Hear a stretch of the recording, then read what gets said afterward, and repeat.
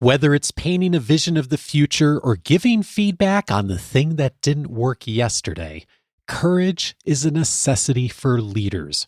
In this episode, the way towards just a bit more of it. This is Coaching for Leaders, episode 720. Produced by Innovate Learning, maximizing human potential. Greetings to you from Orange County, California. This is Coaching for Leaders, and I'm your host, Dave Stachowiak.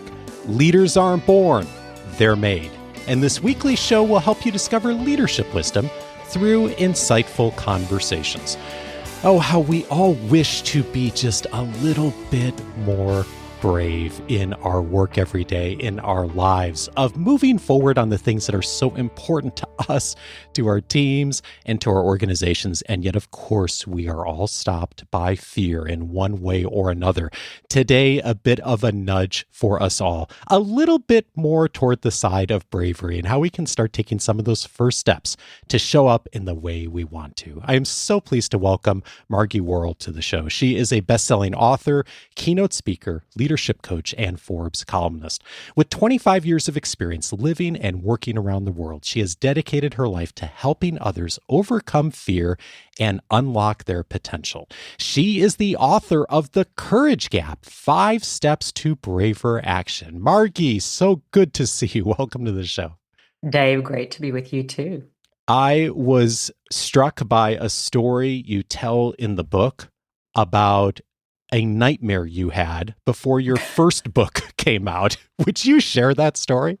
Yeah, I would say it's probably one I'm having as this book comes out too. So yes, in a different version. Yeah, it was my very first book coming out in 2009. So a few years back now. And well, as you can probably tell from my accent, I didn't grow up here in the United States. I actually grew up in rural Australia on a little dairy farm. I went to a school that had one room for the whole school. I was the only kid in my grade. If there were lessons on grammar and syntax, I missed them. So I was always very mindful of what I didn't know as a writer, in terms of just the English language. But I was very passionate about writing this book, which was called Find Your Courage. Clearly, I'm still on the same theme in many ways. And I remember in the lead up to it coming out, it was coming out around the world through an international publishing house, and waking up in the middle of the night, Dave, with, in my mind's eye, emblazoned in my mind's eye, was this image. It was the front page of the New York Times. It was just my photo. That was all on the entire front page of the New York Times. And it had one headline. It just said, World's Worst Author. And of course, you and I know that if I had have been the world's worst author, the New York Times would not have given me front page billing. But right. Such is what our fear can do, particularly when we find ourselves in situations where we're feeling exposed to judgment, we're feeling vulnerable.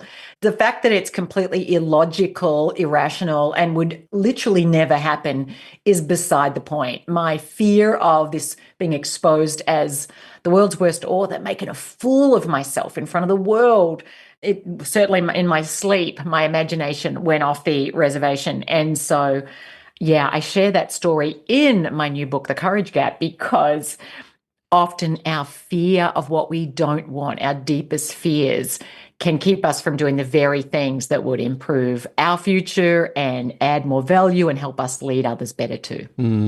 Thanks for sharing that. And ironically, the book was titled Find Your Courage, right? Like, how funny. Yeah. No irony lost, I can assure you. Oh my gosh. Yeah. It's so funny because as you were sharing that story, I was thinking back to like so many times where I've had something similar happen. And like, it's really fascinating what our brains do to us. Like, logically, we know that is not going to happen. And yet the emotion is so real. It captivates us. We worry about it. It wakes us up in the middle of the night. And it is so human, isn't it? Oh, it is so human. And we humans are wired to feel fear. I mean, we wouldn't be here as a species if our brains weren't exquisitely wired to be on alert for any potential threats to our sense of safety, but also to our sense of status and standing. And so often our fear is telling us, be careful, don't put yourself out there, don't do the very things that maybe would actually add a lot of value, would be hugely, obviously rational things for us to do. But our fear would much rather we stay safe, play it small, avoid the limelight. And so we humans are just always going to have a tendency to, well, I say, catastrophize or fear cast what the future may hold. And there's a lot of science that backs up that our brains are wired to do just that. You write in the book, through my work with insecure overachievers, I've repeatedly witnessed how people rise in the ranks because of what they do, but cap themselves because of who they are. What does that look like? Well, what does it look like? It looks like people who are incredibly intelligent, capable, have immense expertise, who are very driven to achieve. They have achieved a lot. That's why they rise in the ranks. They absolutely are outstanding and excel and distinguish themselves in terms of their ability to achieve results. And so they find themselves in these very senior positions. And yet, often there is a deep, often unfaced, certainly not resolved fear of being inadequate in some way that drives them. And that fear has driven them to work so hard, to outwork others, to do the things that they've done. And yet that insecurity, that vulnerability that hasn't been fully explored and dealt with can actually undermine the decisions they make, how they engage with other people. They can be operating and leading from fear of what could be lost. And let's face it, the higher you climb, the more there is to lose. Yeah. And so instead of operating from what I would call a play to win courage mindset, they're much more likely in subtle ways to be operating from a play not to lose, protective mindset. That doesn't mean that they're not willing to take business risks, but in those sometimes in very critical moments when stepping up, speaking up, leaning forward, maybe pushing back on something, saying a hard truth, going against the grain and what's popular, would actually be the game changer for transforming their businesses, for opening up new opportunities, etc. They lean back because of fear of being exposed. And so I think this phrase, insecure overachievers, there's a lot of people, I've worked with many of them, and they're not, they're great people, they're awesome people, but sometimes they've been so busy in the process of doing and doing and doing, they haven't stopped for very long at all to look within themselves and go, who is it that I want to be? And what's getting in the way of that? And I think any area of our life, anything that we feel that makes us feel vulnerable, that we haven't explored, if we haven't really made peace with that and done our work on that, then it's going to drive us avoiding that exposure and what makes us feel vulnerable. You have a paragraph in the book that I circled and highlighted more than any other because perhaps because it speaks to me a bit, but also because I think it speaks a lot to our listening community and the folks you and I work with every day. And you write, the smarter we think we are, the more cunningly our fears work in the background. Working with insecure overachievers has taught me that fear has many faces and only occasionally expresses itself in overt, knee-shaking trepidation. More often, it hides behind intellectualized emotions, a false sense of urgency, being hyper-controlling, or constant posturing and name-dropping. And I read that and I thought, wow, like I see some of that in myself. I see some of that in the people I work with every day. And like, how often we don't even consciously recognize or make peace with the fear that we have, do we? No. Well, because it's uncomfortable work, right? And if Yeah. we can avoid it, we often do until things start falling apart. And we go, like, what's getting in the way? Sometimes we plateau. It's like what got you here isn't going to get you to that next level. And it's not about working harder. And if that's what, it has been our success formula. It's like, I've worked really hard, I've done all these things, and now I seem to have hit a wall. Or sometimes people actually reach a position of incredible power, but instead of being able to scale the impact that they could make with their expertise, their knowledge, their know-how, all the things that they have at their disposal, there's leakages of value around them. They foster fear and insecurity in others instead of emboldening others and empowering others around them to be leading change. They make other people feel insecure and unsafe. And so everyone starts operating from this place of self-protection versus from purpose and growing value. And it's easy as humans, as we go through life, Dave, to feel like, I feel like I've done the work on myself. When I say the work on myself, I've done a lot of self-reflection, I've done my development, etc. But I've also found, and I'm curious about whether you have too, that there's a truth to the saying, another level, another devil. Yeah. Yeah. I have had so many points in my career where I had the thought, especially early on, like, oh, when I hit this title or this experience level or this number of clients or these many followers, whatever the metric was at whatever point in my career, like, boy, I'll have made it, right? Like, I'll have really gotten to that point. And at some point, at least for me, like, you do that for a few years and you come to the realization, like, there is no point.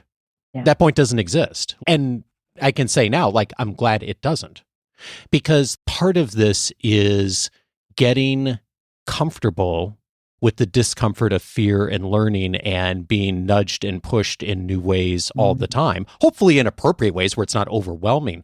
But like, that's actually the fear that shows up is one of many, for me, healthy indicators of like, okay, I'm learning, I'm growing. So yeah.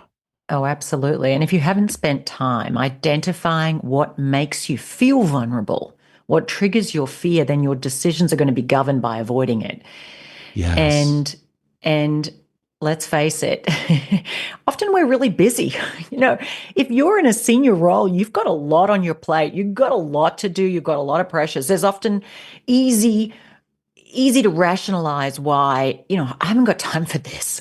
And that self-awareness, that's why I think self-awareness is such a critical skill to develop. And it's not necessarily one we just develop because we're moving on and we're moving up. We have to really be intentional about that and checking in on ourselves, going, what's going on for me right now? How is it that I'm feeling? Where is my desire to prove myself or to please or to impress? Or on the flip side, to avoid not impressing people, to avoid criticism or judgment.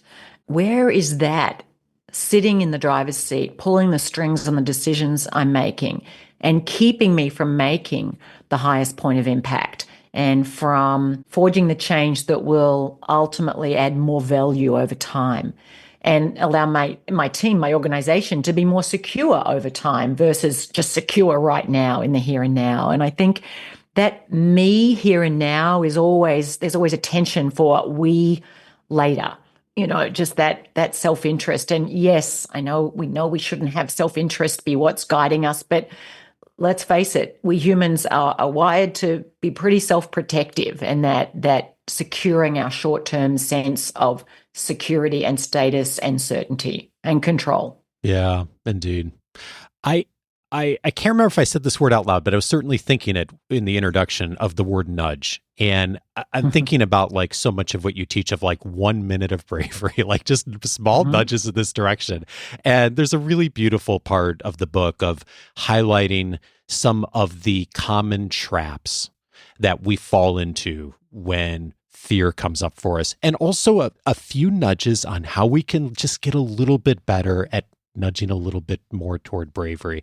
And one of the traps is discounting the future. And you say the trap of valuing the future more cheaply than the present. Could you say more about that? What does that mean? Yeah, well, for most of human history, I think it's like for 98% of human history, we didn't live much beyond 35. If you got into your 30s, you were doing well. I mean, Yeah. very few people made it into their 40s. And so I often laugh that it's why we said marriage vows were for life, because that meant probably about 15 years versus 50 years, that we didn't live that long. And so there wasn't a reason to think about, oh, what's my life going to be like 10 years from now? Because there wasn't a lot of runway ahead of us. Our brains have not moved as fast as the technology in the world that we live in. And so we tend to treat future time more cheaply than we do present time. We discount the future. There's something called temporal bias that we have. And if you've ever agreed to do something at a distant point in the future, as I have, Dave, where I've said, sure, I'll meet this person for lunch, or I commit my time to something, and then that day rocks up or that week rocks up, and I look at my calendar and I go, oh, why did I do that? Because back in January, May seemed like a long way away, and sure, I don't mind giving up a morning, etc. So just, we can all fall into that trap. And so it explains why we value the emotions that we'll feel 5 minutes from now a lot more highly than the emotions we might feel in 5 weeks, much less in 5 years or 10 years. And so this kind of temporal bias drives us to sometimes procrastinate from doing the very things that would improve the quality of our future. We might put off making a change or taking a chance on something because it's like, it opens up more insecurity and uncertainty into our lives. It requires us doing things that are awkward or uncomfortable. Maybe it requires us disappointing someone in the near term because we're trying to open up space and bandwidth down the track. But I often say to people, every time you stick with something that's not moving you toward what you most want at a distant point in time is time that you're investing in something that is not helping you. So just be really mindful about how you're treating time and that you don't discount future time for present day security. Well, as you were saying that, I was thinking of all the situations I've fallen into that. And we had a conversation in one of our academy sessions a while back about this. And one of the folks in the conversation is a very senior executive and was running into the constant challenge of never having enough time in schedules and overbooked and all those things. And one of the things that came up in the conversation and tactics that really helped him, and a bunch of us also adopted, was the practice of thinking about a request that you had to commit to 3 weeks from now or 6 months from now or whatever, and think about, if I had to work this into my schedule today, would I still say yes? And would I still say yes joyfully? And how interesting it is. Sometimes you still have to say yes to something depending on the request and all that. But how interesting it is, when you bring it into just the thinking into the present moment, it has a way of preventing the discounting of the future as much. And it's really a fun practice to try, and it's helped me to make better decisions. Oh, yeah, that's a great technique. I think we should all practice that. I'm taking it myself and I'm going to run with it. Okay. Let's face it, I think the answer to many things would be no, particularly when you add in the word joyfully. Would I? And I get it. Sometimes there's things we just need to do and they're not necessarily making us feel like clicking our heels in the air. But so often we don't think through, how will this impact the future ahead of me? And yeah, there's one part of it's because we're not thinking about it, the future, the same way we do the present.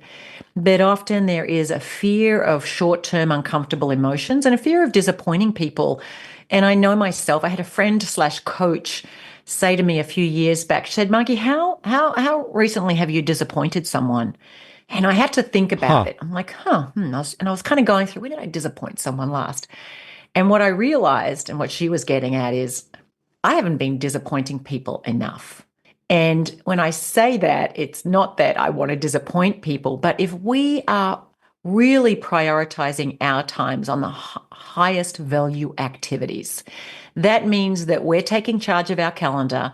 That means that we are inevitably going to prioritize what's important to us versus what's important to maybe some of the people around us, which will in turn mean that some people feel disappointed. And so we need to manage that. And obviously we can say no to the request without having someone feel that we don't value them.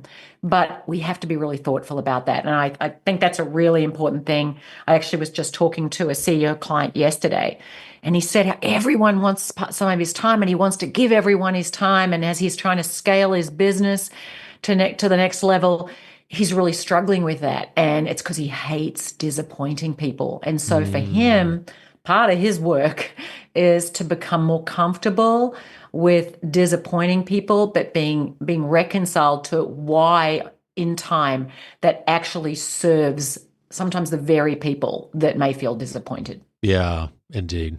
Well, speaking of disappointing people, one of the other traps and suggestions you have is to reel in what you call fear casting and the worst case scenarios. What is it that's problematic about that? Because a lot of the call of leadership for us is, of course, thinking through what could go wrong, like guarding against that, just doing the due diligence of leading an organization well. Where does it become problematic? Well, it's problematic because we humans are driven by emotion, much more so than logic. And every anxious, fearful thought comes from us thinking about an unwanted future state where our brains are going into a future point in time. We're going, oh, I don't want that to happen. Oh, I don't want that to happen. And we are twice as sensitive to what could go wrong versus what we want to make more right. Mm. And I'm sure you're familiar with the work of Daniel Kahneman that we hate to lose more than we love to win. Oh, yeah. But potential losses, which, when we're thinking about the unwanted future, it's often a loss of something, a loss of face, loss of money, loss of reputation, loss of business, loss of market share, etc. That actually is just looms much larger in our minds than, well, if we gain market share, if we make money. It just takes up more mental and emotional real estate. And so that can have us living in this fearful state, which drives decisions which are defensive decisions, which are risk averse, cautious decisions. And the more uncertainty there is in the future, and let's face it, we're dealing with a lot of uncertainty, the more prone we are to turn our forecasts into fearcasts. And so those fearcasts, instead of what the market might look like, yes, we do need to absolutely be looking at what are the potential scenarios, what's the risk factor on this. But if we're only ever looking at everything that can go wrong, it can actually keep us from taking proactive, constructive action and smart bets, risking intelligent failures to grow share, to forge new ground, to make things more right, to forge the change that's going to transform our business to be thriving 5 and 10 years from now. And so there's always going to be this tension between delivering results right now and transforming for the future, but it ultimately undermines the quality of our decisions. And so we have to be really, really deliberate and careful to be reeling in that fear and going, okay, sure, these are scenarios, but what is it I'm most committed to here? What is it that aligns with our values and where we want to land ourselves in 2, 3, 5, 10 years from now? You invite us also to stop rationalizing inaction and excess caution. Boy, that one speaks to me.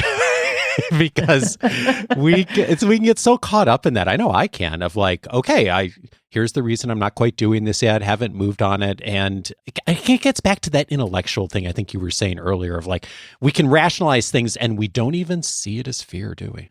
No. Well, it is midwinter or it is midsummer or I am 50 years old, whatever that means. We can always find, if you're looking for an excuse, or a really elaborate, well thought out, put together rationalization for why this isn't the right time, you are 150% going to find it, right? Our brains are little Einsteins at this, quickly able to reel off all of the reasons to run for the hills or toe the line or whatever that safer option might be. So that's why we've got to be so careful. Go, what is it that it could cost me if I don't do this? What if this was actually the perfect moment to speak up, step forward, make this bet? And often when we look and think about opportunities, they really come perfectly wrapped with a big pink bow on top. Often they're a little messy. The timing's not perfect. We're not quite sure what we're doing. We may blunder a little bit as we go forward, but that's okay. Giving yourself permission to go, it's okay that we might be blundering as we go forward, but at least we're moving forward, because the very process of moving forward into the unknowns, onto the new ground, means that you're getting feedback, you're getting information. Whether or not every step's landing perfectly or not is beside the point. You're getting feedback, and you can be taking that on and go, okay, let's iterate, let's adjust course, let's adjust this, let's tweak that. Whereas if you're not doing anything, you're missing out on all of that valuable information. And so there's often, we really do discount, and often we're blind to how it can be costing us when we are operating from a mode of rationalizing our inaction and being excessively cautious. And of course, sometimes being cautious is a prudent thing to do, but we've got to be careful that we don't fall into the trap of just constantly doing that. Yeah, and especially if we tend to be the kind of person that sometimes moves too slowly on something. I certainly fall into that category, have a lot in my career. In fact, as you were saying that, I was thinking back to when I started the podcast back in 2011. I actually bought all the equipment in 2010. At the end of the year.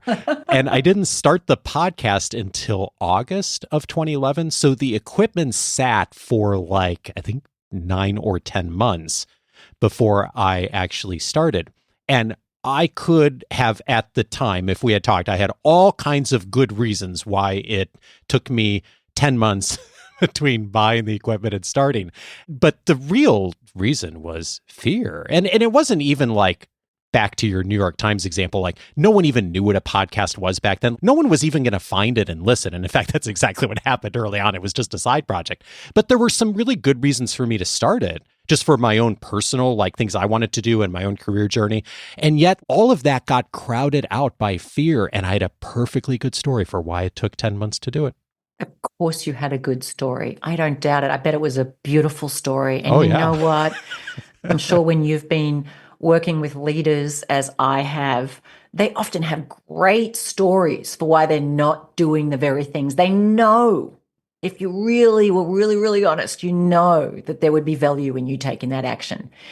And so, but it's well, I got a lot on. There's a lot of uncertainty. I don't have the right team in place. There's a lot. The market's pretty volatile at the moment. Yada, yada, yada. Absolutely. And you know what? 12 months from now, that's still going to be true. So I think waiting for perfect conditions is always going to have a hidden tax that we pay, which is why I often say you don't have to don't test the depth of a puddle with 2 feet, but, step on in anyway and give yourself permission to be figuring it out as you go along. A distinction that I like to share is we can never control the quality of the output from what we're doing. I mean, there's always going to be factors we may not see. We saw back several years ago, suddenly a pandemic happened or something shifts in the market, a new technology, there's always going to be things that can come along that we could probably never predict. There will also be things that maybe we just didn't give enough thought to or we under-indexed on, etc. So we can never fully control the quality of the output of our actions. We can only ever control the input. But if we're not taking action, doing the input, then we're not going to get the output that we can then learn from and go, okay, well, this worked, this didn't work. And so there is just immense value in by actually moving forward, even though we're not 100% sure what we're doing. And the key for leaders is to make sure you're shortening those learning cycles, that you're fostering a culture of learning where failure isn't brushed under the cover, where people can talk about what worked, what didn't work, where that learning can be shared across teams, across divisions, and everyone can be a little bit wiser in terms of how they can apply that learning. And so I always think just approach things with curiosity, with purpose, knowing that there is often a much bigger price to doing nothing than your brain wants you to think. Yeah. There's a beautiful couple of sentences near the end of the book where you write, if your courage held the paintbrush, what picture would it paint on the canvas of your life? What vision for your future ignites purpose and passion and excitement within you? It doesn't have to raise eyebrows or win accolades. You don't have to aspire to climb the mountain or into the C-suite. What does matter is that it inspires you even if it scares you. The best visions always will. I read that and I was thinking about it and like how true. Like so often it's the both and, right? It's the inspiration and the fear. They go hand in hand. And if you're inspired but a little fearful, that's a good indicator that you're heading in the right direction. Oh, absolutely. As I've written in the book, interpret your discomfort as a cue to move forward and as a sign that you're on the playing field of your life. Versus, to quote Brene Brown, sitting in the cheap seats. I really believe that if you're not regularly feeling a little, I'm not quite sure how this is going to go, a little afraid, a little vulnerable, a little uncomfortable, then you're playing it too safe. And any worthwhile endeavor is always going to require you to be breaking ranks with what feels comfortable and feels a sense of security in the present moment. And so, yes, I encourage everybody who's listening this to just be asking yourself, where do I need to step it up in pursuing the highest uncomfortable good? You are coaching lots of leaders, doing keynote speaking, consulting, working with organizations, helping them through this. And you have studied courage and bravery so extensively over the years. And I'm curious, as you put together this new book and have, of course, reflect on lessons of the prior books, what, if anything, have you changed your mind on this? A key thing I've changed my mind on is that there's ever an end point. That when it comes to the courage gap, that any of us ever get to the other side and stay there permanently. And I used to think that at some point we arrive. And I believe that actually if we're living meaningful lives, there will always be some other gap ahead of us that will always be being maybe a silent invitation in our lives, in different aspects of our lives, to be leaning in, to be practicing courage, risking vulnerability in new ways. And that it doesn't matter how smart you are or how accomplished you are, how many feathers in your cap, how high you've climbed, there will always be opportunities for you to be practicing courage in some way in your life. Margie Warrell is the author of The Courage Gap, 5 Steps to Braver Action. Margie, thank you so much for your work and for nudging us all. Thanks for having me on, Dave.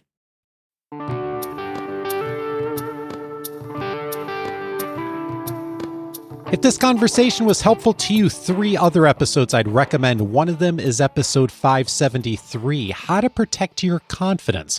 West Point's Nate Zinzer was my guest on that episode. We talked about the trap a lot of us tend to fall into when we think about confidence, of thinking of ourselves as either confident or not confident. And of course, the reality is confidence is dynamic, not only in different areas of our life and work, but also over time. We don't just become confident and then stay confident. It is something we continually need to work on. In that episode, Nate discussed some of the research and practice behind how to actually protect our confidence well. Of course, so key of being able to do things with more courage and bravery. Again, that's episode 573. Also recommended episode 576, How to Help People Engage in Growth. Whitney Johnson was my guest on that episode. We talked about the S-curve that she teaches and the growth stages and learning. And of course, the challenges is that the early stages are often some of the hardest. It takes a bit of confidence and courage and bravery, yes, all of those in different forms to be able to take those steps forward. We talked about how to do that. What are some of the tactics to keep in mind? And also the big picture, how to think about growth, episode 576 for that. And then finally, I'd recommend the recent episode with Jennifer Garvey-Berger, episode 713, How to Grow from Feedback. She reminded us in that conversation that feedback should not just be a one-way conversation, a leader or manager giving feedback to someone else, but it is a dialogue, the opportunity for us all to learn together and learn from each other and seek and solicit feedback. And the reason many of us don't is because it's scary. It's fearful. What are people going to say? What happens when I find out the thing that I'm not good at? That oftentimes affects our confidence and, of course, our courage and our bravery to be able to step into those conversations. We talked about how to do that, and I think it pairs so beautifully with this conversation. Episode 713 for that. All of those episodes, of course, you can find on the coachingforleaders.com website, and I'm inviting you to set up your free membership so you can access a whole bunch more. One of the things we've done in the episode library is provide the resources to be able to search by topic for the entire library since 2011. And one of the topic areas is personal leadership, where this episode is going to be filed under. Personal leadership is so key because leadership is not about us, and yet it does start with us taking the first step. Leaders do have the responsibility to move first. And what that means at the start is looking inward, of challenging ourselves, of nudging ourselves forward to have a little bit more courage and bravery on all kinds of aspects of our skills, and also working with others to ask for help. It's one of the reasons that the personal leadership area is inside of the free membership. It's one of the many subject areas inside. Set up your free membership to get full access. Just go over to coachingforleaders.com. Once you set up your free membership, one of the other resources you'll get each week is my weekly guide. It comes to you on email. I always highlight the key points from every episode, the related episode links that I just mentioned a moment ago, plus a bunch more. Oftentimes, resources I found online that I think are relevant for you to know about that will help you to continue to lead well, and some of the wisdom from our past guests always featured there too. It's one of the many benefits inside of the free membership. For details, just go over to coachingforleaders.com, set up your free membership, and you'll have full access to everything. And speaking of having more courage, one of the reasons that we don't have courage is because we don't want to make mistakes. We don't want to do stuff that, we make a big mistake and we find it embarrassing, or it challenges our identity.